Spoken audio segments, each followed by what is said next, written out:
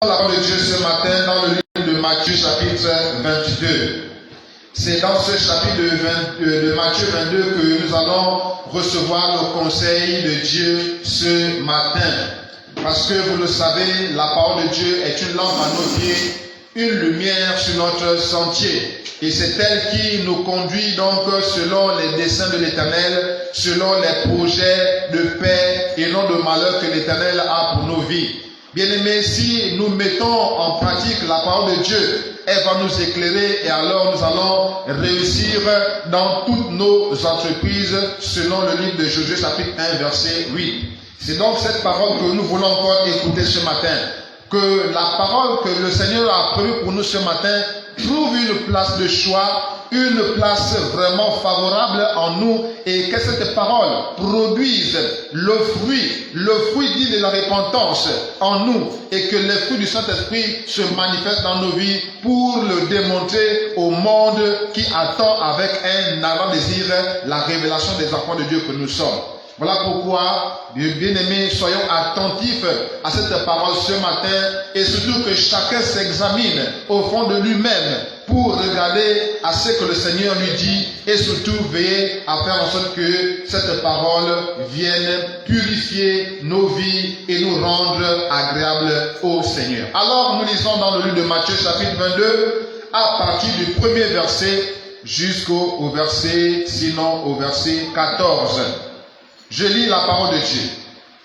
Jésus, prenant la parole, leur parla de nouveau en parabole et dit: Le royaume des cieux est semblable à un roi qui fit des noces pour son fils.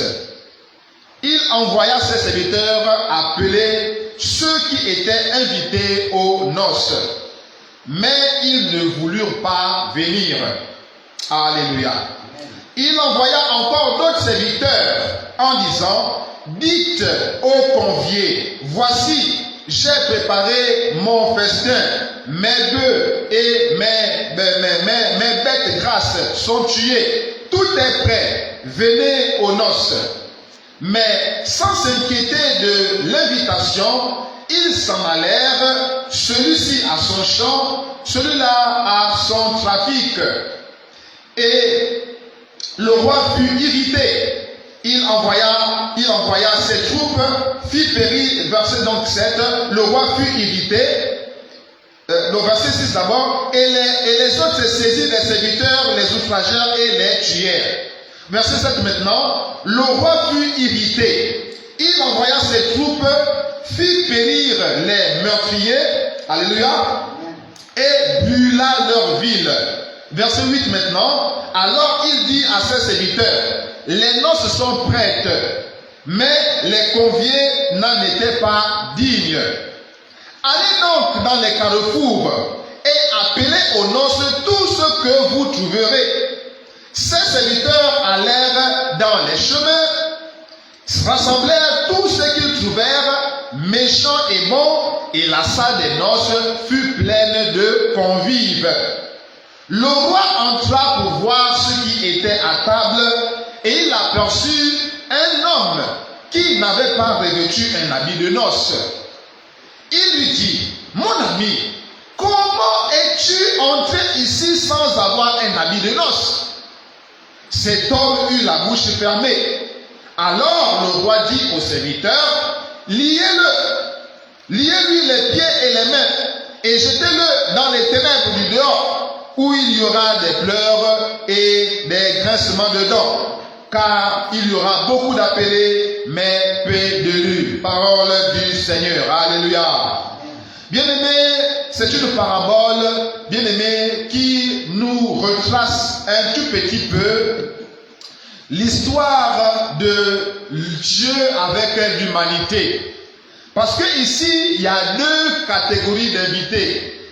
Il y a ceux-là d'abord qui ont été invités aux noces, la première catégorie des personnes. Au verset 4, on dit, verset 3, il envoya ses serviteurs appeler ceux qui étaient invités aux noces, mais ils ne voulurent pas venir. Bien aimé, ce verset 3 renvoie ici au peuple d'Israël. Parce qu'il a déclaré que le Seigneur était venu au milieu des siens, mais les siens ne sont pas donc, ne l'ont pas reçu. Donc ici, le verset 3 renvoie donc à la première invitation que Dieu avait faite au peuple d'Israël. Parce que vous le savez, avec Abraham, il avait fait une alliance. Et donc les descendants d'Abraham, les enfants d'Abraham, devaient constituer donc son peuple. Et donc par rapport au salut, c'était d'abord le peuple d'Israël que le Seigneur était d'abord venu donc donner la parole du salut pour pouvoir sauver Israël. Mais malheureusement, quand Jésus est venu, Jésus n'a pas été reçu par les siens. Voilà pourquoi Jean le dit, Jean chapitre 1, il a dit la lumière est venue parmi les siens, mais les siens ne l'ont pas reçu. Donc ici, les personnes à qui ce roi-là a envoyé l'invitation, c'est Jésus qui est le roi des rois, c'est Jésus qui est d'abord venu au milieu de son peuple d'Israël, mais malheureusement, Israël ne l'a point reconnu, Israël ne l'a pas accueilli à bras ouverts. Amen, amen. Mais pire encore, ils l'ont tué, ils l'ont envoyé à la croix. Souvenez-vous, lorsque l'empereur voulait libérer soit Barnabas ou bien Jésus, vous voyez, qu'est-ce que le peuple d'Israël a dit? Il a dit non, c'est Jésus qu'il faut crucifier. Ils ont crié crucifiez-le, crucifiez-le. Bien aimé, ici on voit que le peuple d'Israël n'a pas accepté Jésus, le peuple d'Israël n'a pas reçu Jésus, et donc Jésus a été rejeté par son peuple, par donc les siens. C'est cela, bien aimé, que dit ici le verset 3. Alors, bien aimé, le roi ici dans le livre de Matthieu va maintenant envoyer ses serviteurs partout, dans les rues, dans les chemins, parce que le roi voulait absolument que les gens viennent aux noces de son fils. Alléluia. Bien aimé, ici, le fils, son cœur est la prophétie de Jésus. Parce que le Fils, c'est Jésus qui va bientôt célébrer les noces. C'est Jésus qui va bientôt se retrouver avec son épouse qui est l'Église. C'est Jésus qui va bientôt célébrer la fête qu'on appelle la fête des noces. Bientôt, l'enlèvement va s'effectuer, bien-aimé. Est-ce que tu seras parmi ceux-là qui seront enlevés? Parce que ne vont assister aux noces de l'agneau que ceux-là qui vont être bientôt enlevés. Voilà pourquoi ce matin, le Seigneur nous interpelle pour te dire, viens à Jésus maintenant, donne ta vie à Jésus et prépare-toi pour les noces. Parce que les noces de Jésus, les noces de l'agneau sont pour bientôt. Est-ce que tu es prêt, bien-aimé, à être participant à cette fête qu'on appelle la fête des noces, les noces de l'agneau? Donc, bien-aimé, pour revenir à notre parabole ici, le roi a envoyé maintenant ses serviteurs partout sur les chemins, sur les carrefours, pour aller chercher n'importe qui. Toute personne qu'il devait rencontrer sur le chemin, il devait les inviter et les amener à la salle de fête. Cette parole-là renvoie à Jean chapitre 3 verset 17. À tous ceux qui l'ont reçu, je veux dire, Dieu a tant aimé le monde qu'il a donné son Fils afin que quiconque croit. Ici donc, quiconque ici renvoie dans ce passage ici à toutes les personnes que les serviteurs de ce roi-là devaient rencontrer sur la route, bien aimé. À quiconque croit, donc n'importe quelle personne qui va croire en Jésus, bien-aimé, ça n'a rien à voir avec la race, ça n'a rien à voir avec le statut social, ça n'a rien à voir avec les biens de ce monde. Non, que tu sois pauvre, que tu sois riche, que tu sois aisé, que tu sois vraiment, je ne sais pas, mal aisé dans la société, là il déclare que quiconque croit. Donc ici, c'est quiconque qui croira sera sauvé. Donc si tu crois en Jésus maintenant, même si tu es franc, même si tu es américain, même si tu es français, même si tu es togolais, ça n'a rien à voir avec la nationalité, mais ça seulement à voir avec la foi en la personne de Jésus-Christ de Nazareth. Donc à quiconque va croire, il aura donné donc la possibilité d'aller au ciel et donc de participer aux noces de l'agneau. Alléluia. Voilà pourquoi il a dit, allez dans les carrefours, appelez aux noces tous ceux que vous trouverez. Verset 9. Donc ce roi-là était tellement déterminé à faire participer aux invités la fête de son fils. Le roi était déterminé. C'est la même détermination que le Seigneur a aujourd'hui. Bien aimé, le fait que le Seigneur chaque jour parle au travers de la bouche de ses serviteurs, c'est aussi la même détermination que ce roi-là a manifesté. Ce roi-là ne s'est pas découragé.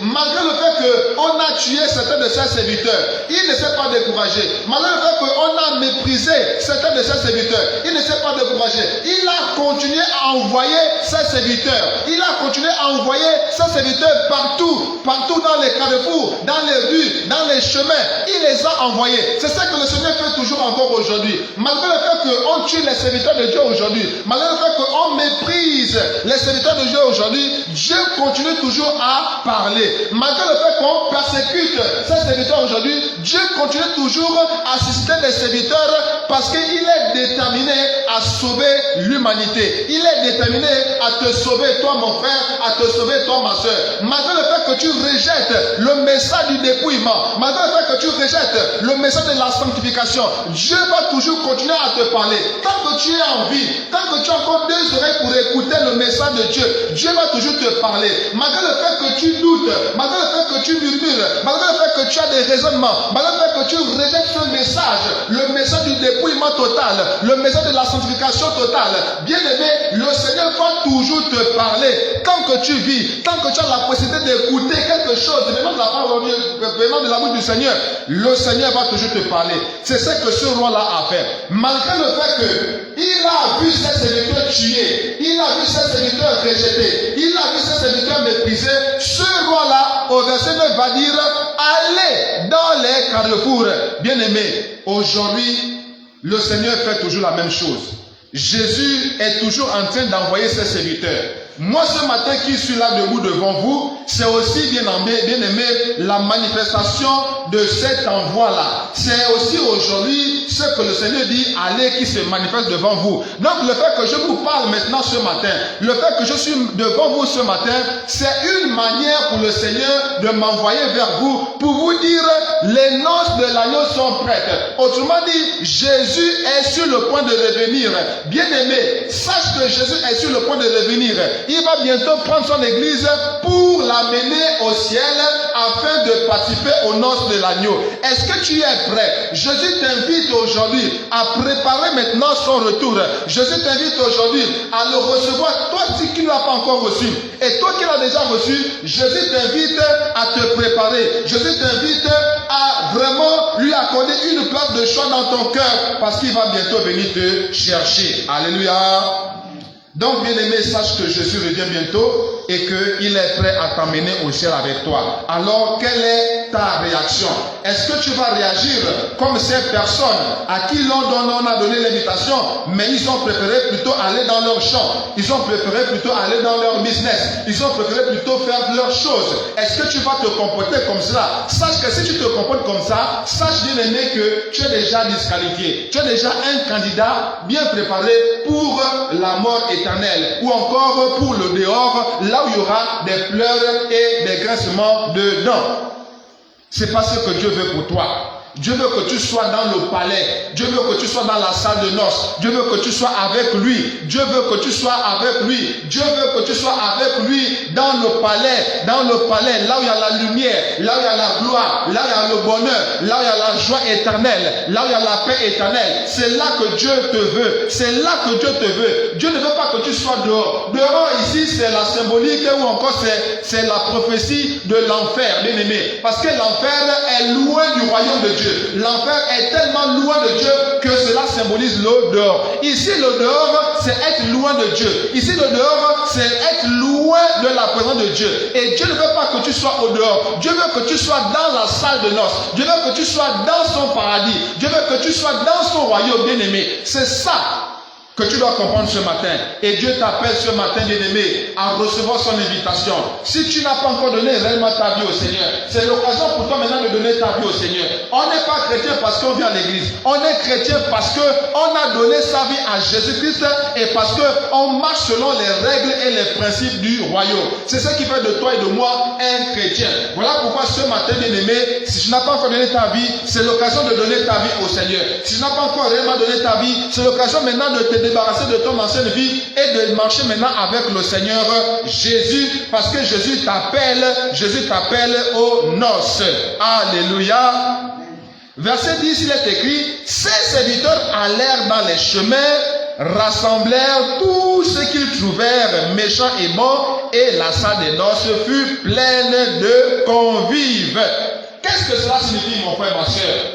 Les serviteurs de ce roi-là sont partis, et ils ont rencontré beaucoup de personnes. La Bible précise les bons et les méchants, pour dire, bien aimé, que le salut est donné à tout homme sur la terre. Que tu sois bon, que tu sois méchant, que tu sois grand, que tu sois petit, que tu sois enfant, que tu sois adulte, ici, bien aimé, quelles que soient tes œuvres, Dieu t'appelle au salut. Quelles que soient les bonnes œuvres que tu fais, mais si tu n'es pas encore venu à Christ, si ta vie n'est pas encore donnée à Christ, si Jésus-Christ n'est pas le Seigneur de ta vie, si Jésus-Christ n'est pas le sauveur de ta vie, si ce n'est pas Jésus qui est au centre de ta vie, et si tu ne marches pas selon la parole de Dieu, même si tu es bon, même si tu fais des bonnes choses, sache que tu ne seras pas dans le palais de Jésus.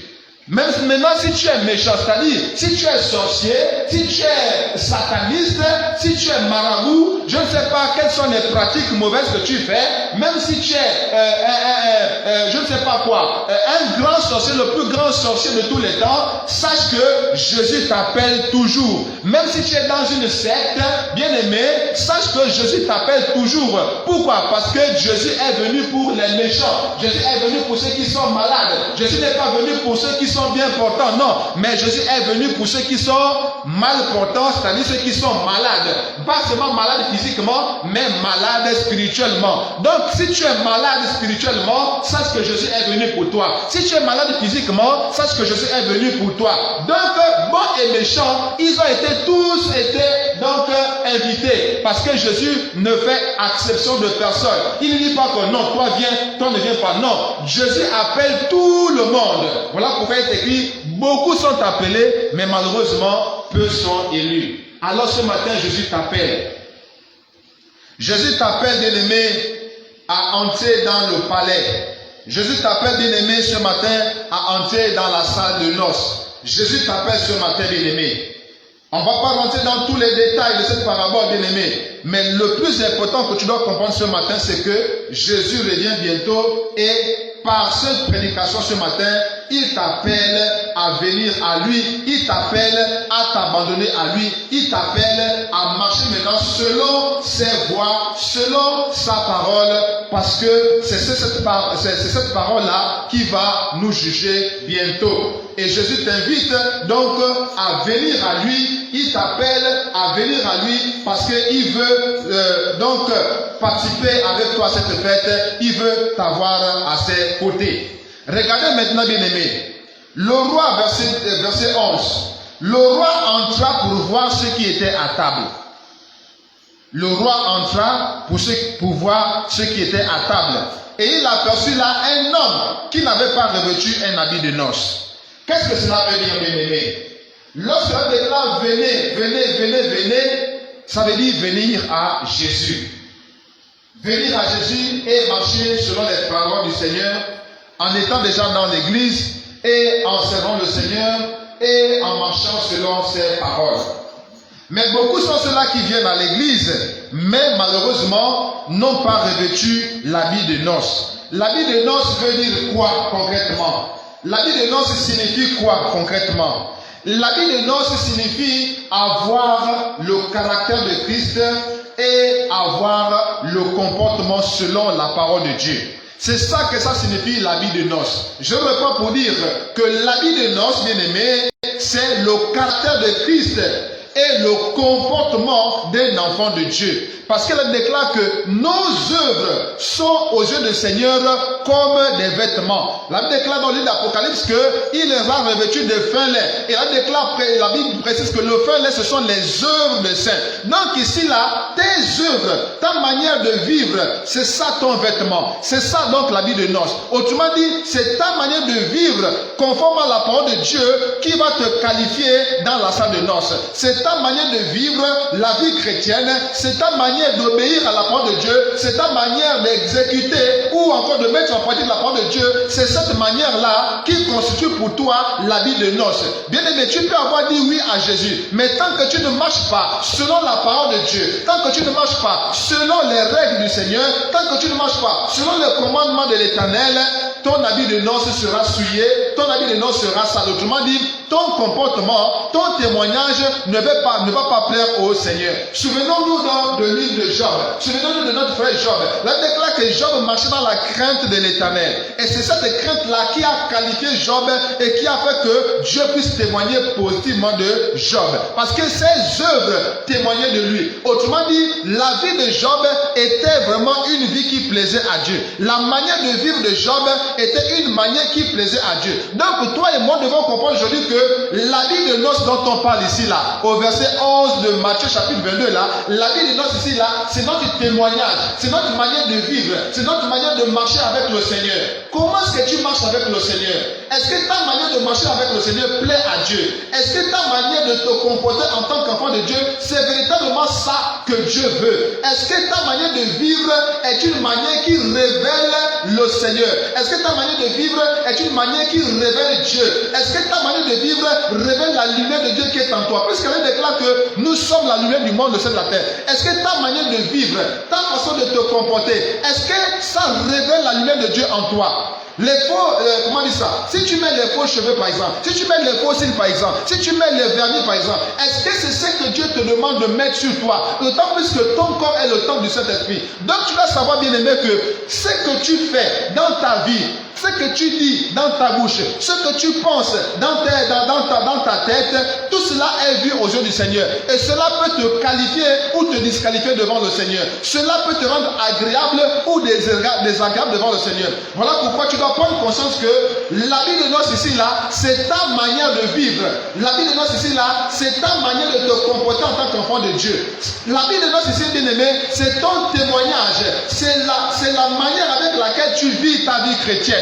Si tu vis une vie chrétienne agréable devant le Seigneur, ça veut dire que ton habit est propre et agréable devant le Seigneur, et alors tu seras qualifié aux yeux du Seigneur. Alléluia. Alors bien aimé, sache bien aimé ce matin que le Seigneur t'invite. Et puis deuxièmement, le Seigneur veut que tu aies l'habit de noces. L'habit de noces, c'est donc l'habit approprié. L'habit de noces, c'est le vêtement qu'il faut. Autrement dit, pour aller au ciel, il faut avoir le comportement qu'il faut. Il est écrit dans le livre d'Apocalypse chapitre 21 verset 27 ceci. Il n'entrera rien de souillé. Au ciel, personne qui vit dans l'abomination ne pourra rentrer. Voilà pourquoi nous devons marcher dans la sanctification. Nous devons marcher dans la sainteté. Nous devons marcher loin du péché. Parce que au ciel, rien de souillé ne pourra rentrer. Alors, bien aimé, il faut que tu cherches à revêtir l'habit de noces.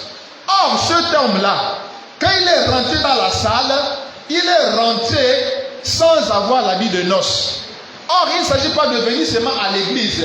Bien aimé, l'habit de cet homme-là symbolise les personnes qui viennent à l'église, mais n'ont pas encore véritablement donné leur vie au Seigneur et ne marchent pas selon les voies du Seigneur. C'est ça cet homme-là. Cet homme qui n'a pas revêtu l'habit de noces, c'est qui? C'est toute personne qui vient à l'église, toute personne qui vient écouter la parole de Dieu, mais sa vie n'a pas encore changé. Il n'a pas encore accepté de changer sa vie. Il n'a pas encore accepté d'abandonner son ancienne vie. Il n'a pas encore accepté de marcher maintenant selon les règles, selon les principes du Seigneur. C'est ça, cet homme-là qui est rentré dans la salle de noces sans habit de noces. Verset 11.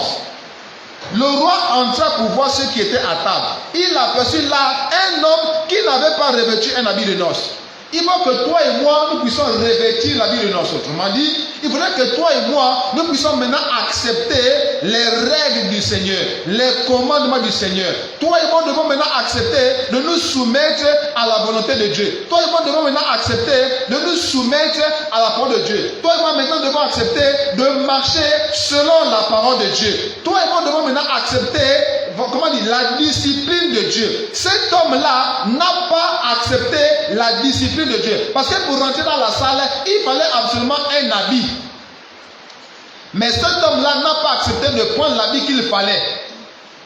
C'est écrit ici, il n'a pas revêtu l'habit de noces.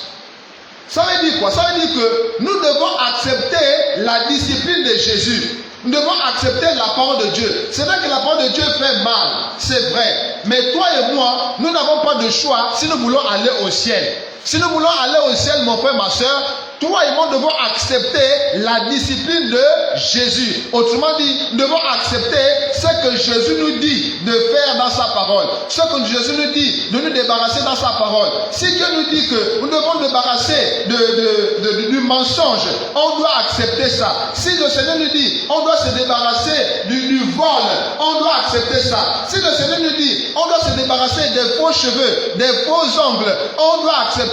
Parce que les faux cheveux, les rouges à lèvres, les vernis, les tissages, les make-up, le maquillage. Bien aimé, Jésus est contre toutes ces choses-là et on doit se débarrasser de ça si nous voulons aller au ciel. La question c'est de savoir si nous voulons véritablement aller au ciel.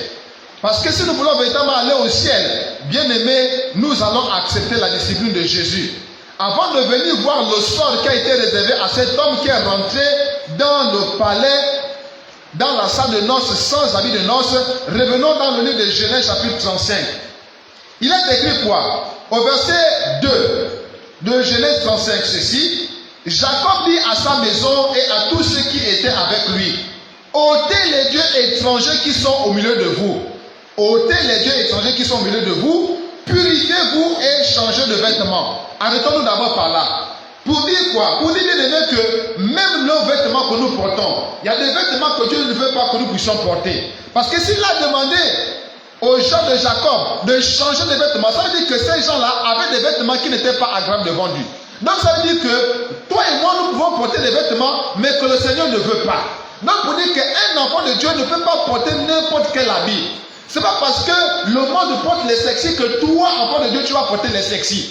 Bien aimé, les sexy, les habits qui montrent les cuisses, les habits qui montrent les parties de nos intimités là. Bien aimé, Dieu ne veut pas ça. Les habits, les robes ou bien les chemises qui montrent les seins. Bien aimé, ça là, Dieu ne veut pas. Tu dois changer ce genre de vêtements. Parce que bien aimé, il y a des vêtements qui sont agréables devant le Seigneur et il y a des vêtements que Dieu n'apprécie pas. Donc si Dieu dit ici, changer de vêtements, ça signifie seulement une chose, c'est qu'il y a des vêtements que Dieu n'apprécie pas. Bien aimé, est-ce que les vêtements que tu portes sont agréables devant le Seigneur? Est-ce que les vêtements que tu portes sont agréables devant le Seigneur? Sinon, il faut les changer. Les vêtements qui te mettent nu, les vêtements qui exposent tes cuisses, les vêtements qui exposent tes seins, les vêtements qui exposent ta nudité en gros, tu dois les changer. Tu dois te vêtir de manière décente. Selon le 1 Timothée chapitre 2 verset 9, on doit se vêtir de manière décente. Tu dois te vêtir décemment, sans pourtant exposer ton corps. Tu dois te vêtir décemment. Donc ici, il y a des vêtements que les enfants de Dieu ne peuvent plus porter. C'est-à-dire les vêtements qui exposent le corps, tu ne dois plus les porter, tu dois les enlever et les changer. Verset 2, Jésus dit, changez de vêtements. Allons-y au verset 4. Ils donnèrent à Jacob tous les dieux étrangers qui étaient entre leurs mains et les anneaux qui étaient à leurs oreilles. Bien aimés, les dieux étrangers qui étaient entre les mains de la famille de Jacob, des gens de Jacob, c'était quoi? C'était ce qu'on appelle aujourd'hui les gourmets, les bracelets, les bagues, les anneaux, toutes ces choses-là. C'est ça, les dieux étrangers qui étaient entre les mains des gens de Jacob. Et Dieu dit, Dieu appelle ça des dieux étrangers. Et on doit se débarrasser de ça. Donc Dieu ne veut pas que nous ayons des bracelets sur nous. Parce que les bracelets, ce sont des chaînes. On ne doit pas avoir des chaînettes sur nous. Parce que les chaînettes là, ce sont des chaînes. Sur le plan spirituel, en fait, ce sont des chaînes qui nous lient au diable. Et c'est à partir de ces chaînes-là qui nous entraînent en enfer, bien-aimés. C'est ce que tu dois comprendre. Les choses spirituelles se comprennent par l'Esprit de Dieu. Si tu n'as pas l'Esprit de Dieu, tu ne peux pas comprendre cela. Voilà pourquoi tu vas douter, tu vas régerber, tu vas murmurer, tu vas raisonner, parce que tu ne comprends pas les choses spirituelles. Dieu appelle ça des dieux étrangers. Dieu appelle les chaînettes, les gourmettes, les bracelets des dieux étrangers. Dieu appelle même les boucles d'oreilles des dieux étrangers. Pourquoi? Parce qu'il dit ici, regardez au verset 4, il dit ici, les anneaux qui étaient à leurs oreilles. Bien aimé, qu'est-ce qu'on met souvent à nos oreilles? N'est-ce pas les boucles d'oreilles que nous mettons à nos oreilles? Dieu appelle ça les anneaux d'oreilles. Et comment est-ce qu'il les appelle? Ils appellent les dieux étrangers. C'est ça qu'on doit enlever. Donc tu dois enlever les boucles d'oreilles. Toi, ma soeur, tu dois enlever les boucles d'oreilles parce que Dieu appelle ça les dieux étrangers. Tu dois enlever les bracelets, les gourmettes, tu dois enlever les bagues, même si c'est la bague de fiançailles ou bien la bague de mariage, tu dois enlever ça parce que Dieu appelle ça des dieux étrangers. Et si tu ne les enlèves pas et que tu les gardes sur toi, ça veut dire que tu gardes les dieux étrangers sur toi et alors tu deviens un idolâtre. Or, il est écrit que les idolâtres n'entreront point au ciel.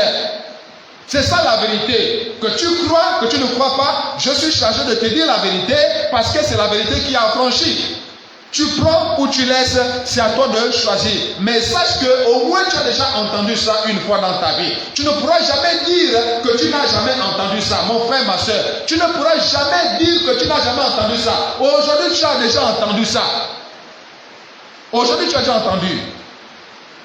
Donc, mon frère, ma soeur, sache qu'il y a des vêtements qu'on ne doit pas porter en tant qu'enfant de Dieu. On n'a pas dit qu'on doit plus se vêtir. On doit bien se vêtir, mais de manière décente. Mais il y a des vêtements que Dieu n'accepte pas, bien aimé. Les vêtements qui t'exposent le corps, les vêtements qui montrent ta nudité, ça tu dois enlever. Mais tu dois mettre les vêtements qui te couvrent entièrement, qui te couvrent convenablement pour que tu ne suscites pas la convoitise dans le regard des gens qui te regardent. Donc, dans le livre de Genèse ici, là, Dieu nous montre que nous devons enlever tout ce qu'il appelle des dieux étrangers. Et parmi ces dieux étrangers, il y a les bracelets, les gourmettes, les bagues de fiançailles, les bagues de mariage, les boucles d'oreilles, les chaînettes, toutes ces choses-là, c'est ce qu'on de Dieu appelle des dieux étrangers. Alléluia. Gloire à Jésus pour la vérité qu'il nous donne. Moi, en tout cas, je suis prêt à dire toute la vérité, quel que soit le prix. Revenons dans le livre, allons-y maintenant dans le livre d'Exode chapitre 33. Je n'ai plus rien à perdre de toute façon. Revenons dans le livre d'Exode chapitre 33. Je n'ai plus rien à dire, je n'ai plus rien à perdre aujourd'hui. Ce que j'ai à perdre, ce que je risque de perdre, c'est le paradis. Or, je ne vais pas perdre le paradis, alors je vais dire la vérité. Qu'on le croit ou pas, je vais dire la vérité jusqu'au bout. Satan me combat aujourd'hui parce que je dis la vérité. Mais je vais toujours continuer le combat parce que le ciel est plus précieux que les biens de ce monde. Le ciel est plus précieux que comment dire ça, l'aisance dans ce monde-là. Donc je vais dire la vérité. Qu'on croit ou qu'on ne croit pas, ça là n'est pas le problème. Le problème, est-ce que j'ai dit la vérité? C'est tout. C'est là le problème. Exode chapitre 33. Allons-y à partir du verset 3. Monte vers ce pays où coule le lait et le miel. Mais je ne monterai point au milieu de toi, de peur que je ne te consume en chemin, car tu es un peuple au cou raide. Jésus est en train de s'adresser au peuple d'Israël. Jésus est en train d'adresser ces reproches-là à Israël qui était dans le désert. Ils étaient en train d'aller maintenant à Canaan, la terre promise. Canaan ici là c'est la prophétie du ciel, mon frère, ma soeur. Canaan ici là c'est la prophétie du royaume de Dieu. Et ils sont en train d'aller vers Canaan. C'est toi et moi aujourd'hui, bien-aimés. Toi et moi qui sommes en train de chercher à aller au ciel. Nous sommes en train de marcher sur le chemin qui conduit au ciel. Et dans cette marche-là, il y a des exigences que le Seigneur nous révèle ici. Il dit quoi? Il dit ici, au verset 4, lorsque le peuple eut entendu ces sinistres paroles, il fut dans la désolation et personne ne mit ses ornements. Verset 5, l'Éternel dit à Moïse, dis aux enfants d'Israël, vous êtes un peuple au cou raide. Si je montais un seul instant au milieu de toi, je te consumerai. Ôte maintenant tes ornements de dessus de toi et je verrai ce que je ferai. Donc ici, Jésus est en train de reprocher au peuple d'Israël d'avoir mis des ornements.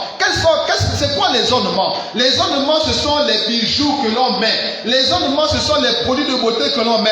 Les ornements, c'est tout ce que nous mettons sur nous, soi-disant pour devenir beau, ou bien pour se faire beau, se faire belle. Bien aimé, quand tu mets les produits de beauté sur toi, tu es en train de te orner, tu es en train de te décorer. Et Dieu n'est pas d'accord avec ça. Dieu veut que tu puisses enlever ça parce que ça te rend comme un esclave, bien aimé. Dieu veut que tu puisses enlever les ornements que tu as sur toi. Tu dois enlever les faux cheveux, tu dois enlever les mèches, tu dois enlever les maquillages, tu dois enlever les gourmettes, les bracelets, tu dois enlever les faux cheveux, les faux ongles, les faux cils, les vernis, les rouges à lèvres. Tu dois enlever toutes ces choses-là qui te décorent.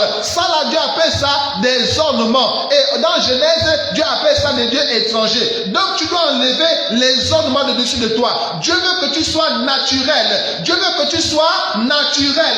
Des ongles de pied jusqu'à la tête. Dieu veut que tu sois naturel. Dieu ne veut pas que tu mettes les faux cheveux, les cheveux des autres là. Alors que Dieu t'a déjà donné les cheveux, tu prends encore les cheveux des autres pour mettre sur ta tête. Comme si Dieu ne t'avait pas donné de bons cheveux. Tu prends les cheveux des blancs, tu prends les cheveux des indiens, tu prends les cheveux des brésiliens et tu appelles ça beauté. Laisse-moi te dire aujourd'hui que tu es en abomination devant l'Éternel. Si tu meurs dans ces choses-là, tu vas aller en enfer. Dieu te dit ce matin, enlève ça. Il faut enlever ça, bien-aimé. Parce que c'est ça qui est une pierre d'achoppement pour toi. Dieu ne veut pas que tu aies ça sur toi. Dieu veut que tu sois naturel. Dieu t'a donné des ongles naturels. Dieu t'a donné une couronne de peau naturelle. Dieu t'a donné des cheveux naturels. Dieu t'a tout donné naturellement.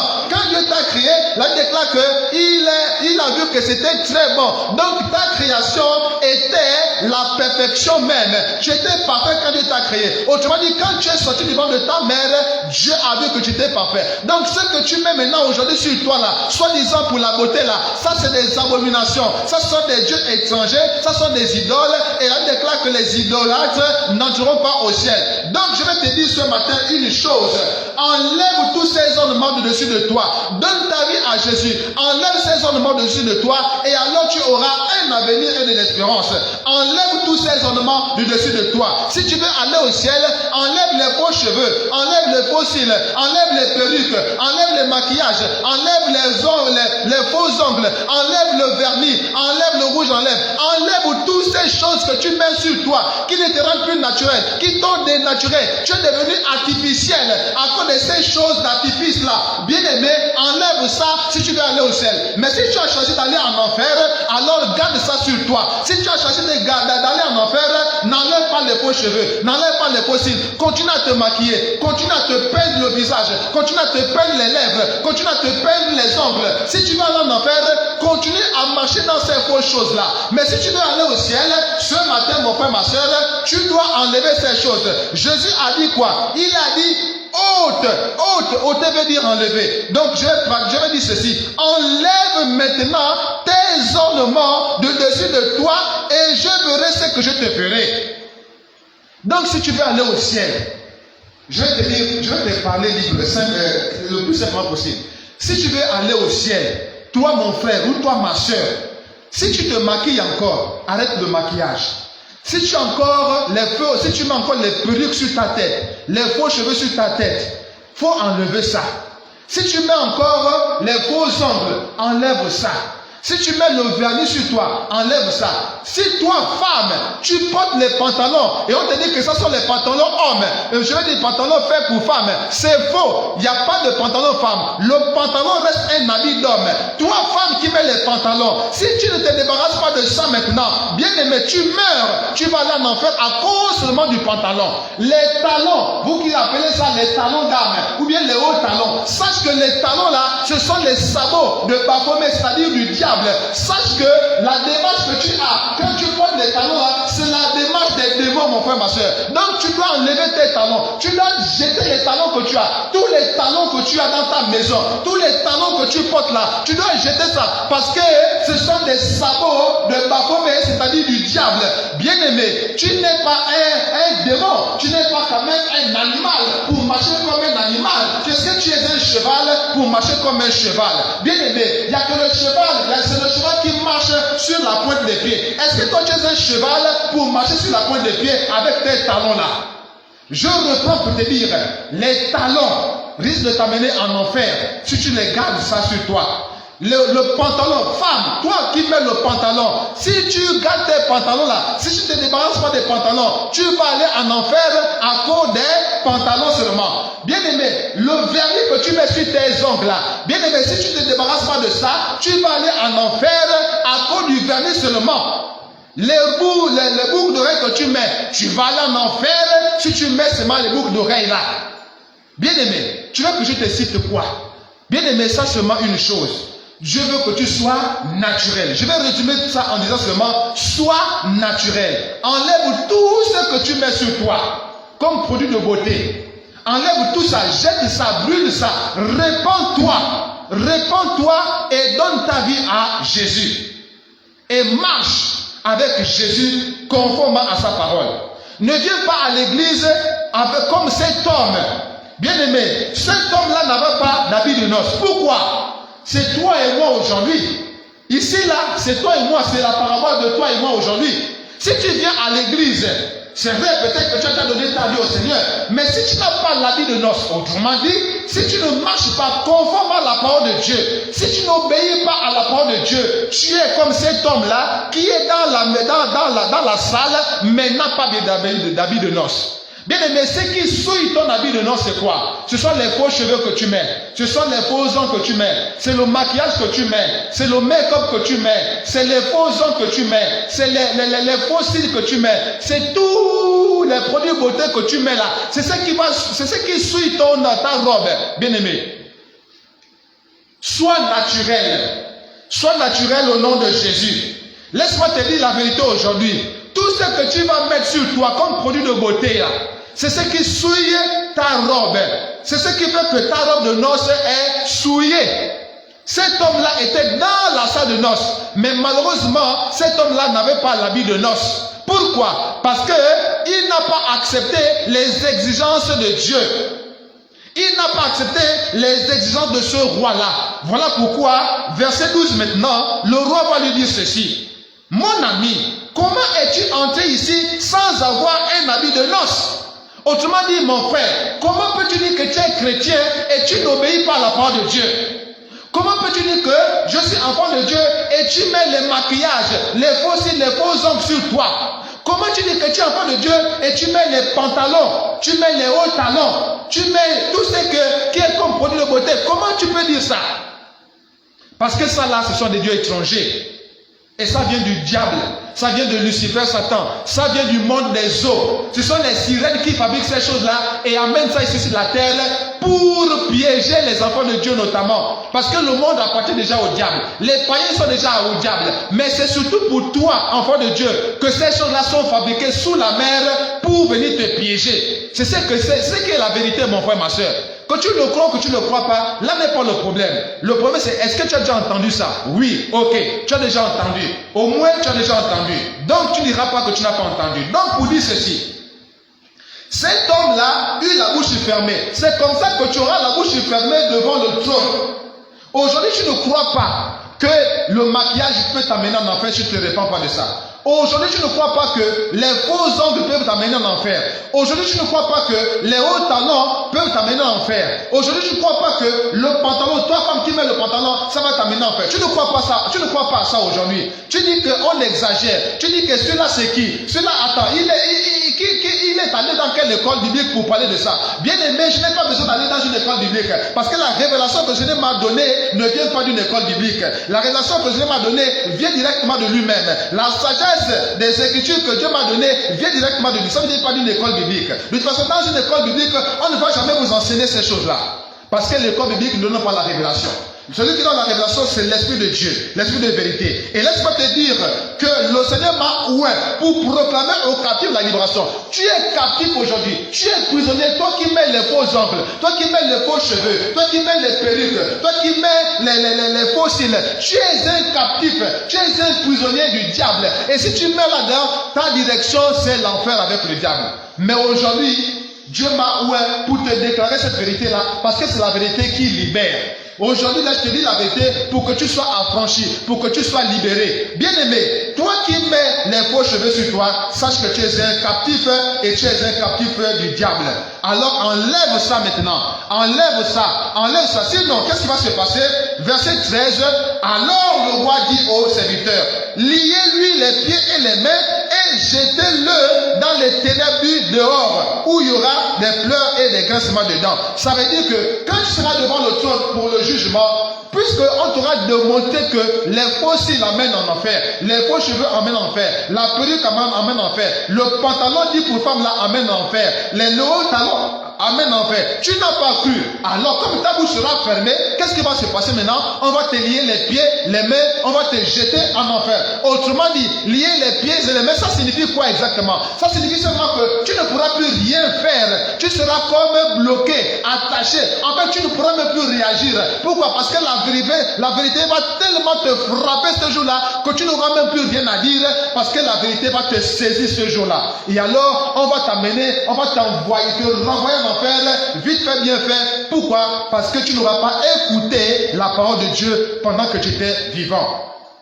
Dieu merci, le Seigneur te fait entendre ces choses pendant que tu es encore vivant. Il y en a qui ont entendu ces choses-là étant déjà en enfer. Ils n'ont plus la possibilité de revenir sur la terre pour se repentir. Beaucoup aujourd'hui en enfer se disent, demandent à Dieu de les ramener sur la terre pour se repentir. C'est déjà trop tard pour eux. Mais toi et moi, qui sommes encore ici sur la terre, il n'est pas encore trop tard. Tant que tu as encore le souffle de vie, il n'est pas encore trop tard pour que tu changes. Il n'est pas encore trop tard pour que tu te repentes. Tu as encore la possibilité de te repentir. Tu as encore la possibilité d'abandonner ces choses-là pour venir au chemin, pour venir à la vie éternelle qui est Jésus.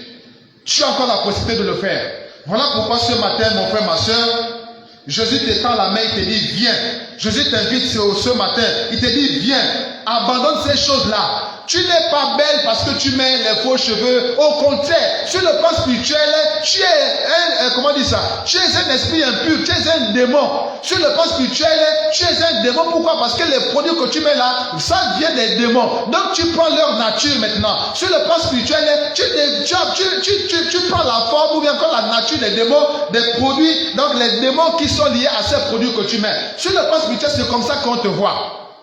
De la même manière que Dieu t'a créé à son image et à sa ressemblance, quand tu vis dans la parole de Dieu, quand tu vis selon la parole de Dieu, tu révèles la nature de Christ et tu es à l'image de Christ. Donc c'est aussi la même chose. Quand tu vis selon le monde, quand tu vis avec les produits du diable, tu révèles aussi la nature du diable. Et à ce moment-là, quand tu vas mourir, tu vas aller chez le diable parce que tu as revêtu sa nature. Donc mon frère, ma soeur, sache aujourd'hui que Jésus t'appelle aux noces. On va donc arrêter par là pour dire seulement que Jésus t'appelle aux noces. Les noces c'est quoi? C'est en fait c'est la fête du mariage.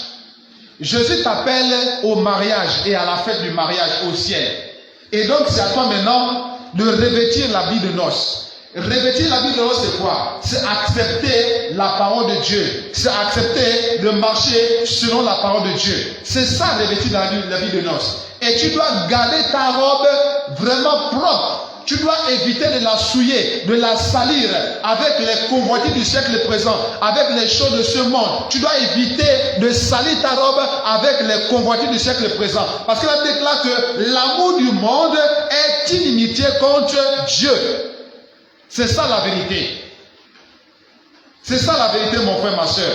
Donc, tout ce que tu mets sur toi, soi-disant pour te faire beau ou bien belle là, bien aimé, comme produit là, comme ornement là, sache que ce sont des abominations devant l'Éternel et Dieu ne va jamais t'accueillir dans sa maison. Dernier passage pour terminer maintenant. 1 Timothée chapitre 2. 1 Timothée chapitre 2 verset 9. Verset 8 d'abord. Je veux donc que les hommes prient en tout lieu en élevant des mains pures, sans colère ni mauvaise pensée. Verset 9. Je veux aussi que les femmes vêtues d'une manière décente, avec pudeur et modestie, ne se parent ni de tresses, ni d'or, ni de perles, ni d'habits somptueux, mais qu'elles se parent de bonnes œuvres, comme il convient à des femmes qui font profession de servir Dieu. Donc Dieu veut que nous puissions nous parer, non pas des artifices de ce monde, non. Dieu veut que nous puissions nous parer, nous vêtir, nous couvrir seulement des bonnes œuvres. Est-ce que vous comprenez les Écritures, bien-aimés? Il dit quoi? Je reprends, parce que comme vous ne comprenez pas les Écritures, il faut qu'on vous explique convenablement. Dieu veut que nous puissions nous parer, nous vêtir, nous couvrir des bonnes œuvres. Souvenez-vous que dans Matthieu 22, on a parlé de l'habit de noces. Il faut vous souvenir de ça. Et on doit se revêtir de l'habit de noces. Or, nous avons déjà compris que l'habit de noces, c'est quoi? C'est nos œuvres, ce que nous faisons. Et ici, 1 Timothée 2 nous dit quoi? On doit plutôt se parer de bonnes œuvres. Donc ce sont les bonnes œuvres qui doivent être notre vêtement. Donc l'habit de noces c'est quoi? Ce sont les bonnes œuvres que nous faisons pour Dieu. Les bonnes œuvres, c'est ça l'habit de noces pour toi et moi. Les bonnes œuvres, c'est les bonnes actions que nous faisons. L'habit de noces devant Dieu, ce sont les bonnes actions que nous faisons en ayant déjà reçu Jésus comme Seigneur et Sauveur. Les bonnes œuvres, c'est donc notre habit spirituel. Ton habit spirituel, c'est quoi? Ce sont les bonnes œuvres que tu poses, les bonnes actions que tu fais. C'est ça l'habit pour toi. L'habit spirituel pour toi, ce sont les bonnes actions que tu poses en ayant déjà reçu Jésus comme Seigneur et Sauveur. C'est ça, bien-aimé, que tu dois comprendre. Et donc ici, il dit, je veux que les femmes vêtues d'une manière décente. Donc physiquement, on doit s'habiller décemment, on doit avoir des bons vêtements propres, mais sur le plan spirituel, nous avons aussi d'autres vêtements. Parce que les vêtements physiques là, c'est pas ça qu'on va mener au ciel. Mais ce qu'on va mener au ciel, ce sont nos œuvres. Autrement dit, comment est-ce qu'on a vécu sur la terre? C'est ça qui va nous accompagner. Quand nous serons devant Dieu, on va nous juger sur cette base-là. C'est pas sur la base des vêtements qu'on a portés. Non. Même si tu as porté, par exemple, la veste, c'est pas parce que tu as porté la veste que tu vas aller au ciel. Non. Mais si tu portes un vêtement que Dieu ne veut pas, ce vêtement-là va parler contre toi. C'est ce que tu dois comprendre. Donc, ici, on dit, verset 9, je veux aussi que les femmes